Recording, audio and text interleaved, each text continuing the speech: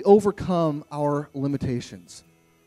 How do we get past the ceilings that we put in place for ourselves?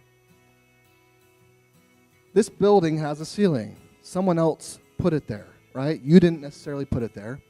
But in life, in our success, whatever we're trying to get to, whenever there is a ceiling, whenever there's a place that just stops us right there, who put it there?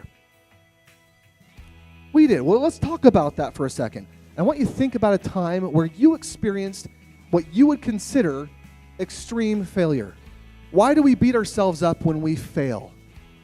You expect more from yourself. Okay. How many of us, after a year of failure, are willing to say, you know, I'm just going to go ahead and keep trying? I'll tell you, most of us aren't, and the reason is because rather than giving us ourselves encouragement, rather than saying, oh my gosh, this is amazing, oh my gosh, what a beautiful failure, we say what? We decide, oh, you know, forget it, I can't do it. Forget it. I'm stupid. I'm too dumb. I've failed too many times. I keep failing over, I keep having the same failure over and over and over and over again. Do you know what would have happened if we would have decided that when we were 4 months old? You'd all be in wheelchairs right now. So there comes a point in our life where we make a decision about ourselves, where we start to look at failure differently.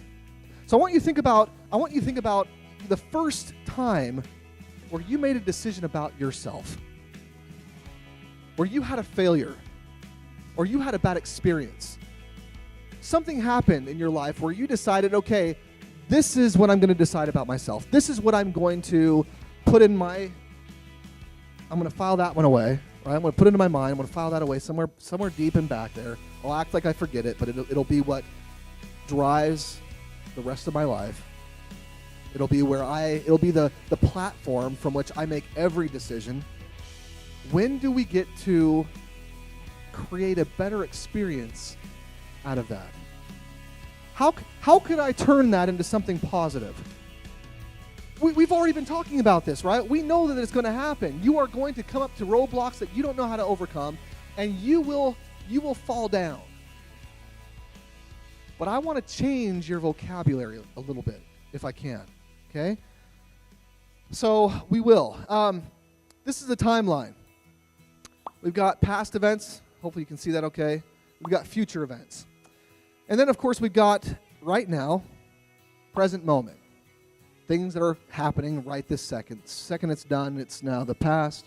And things that haven't happened yet, of course, are in the future. Now, down here, you see this little line here coming down between the present and the past.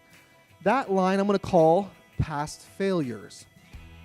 We all have things that we say are failures for us, or we have deemed as failures in the past, right? So these are our past failures. But we also have things in the past that we would then coin as past success. But the adversity, the scenario, that specific circumstance doesn't have to be looked at as bad. It doesn't have to be looked at as a past failure.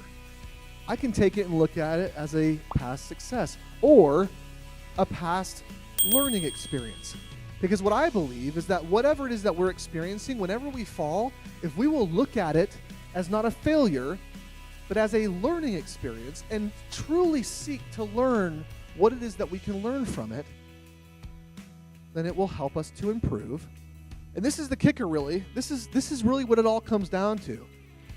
Different is not always going to be better, but better will always be different. Always. No matter what it is. If you want to do something and you want to improve, you want to be better, then you have to be willing to do different things.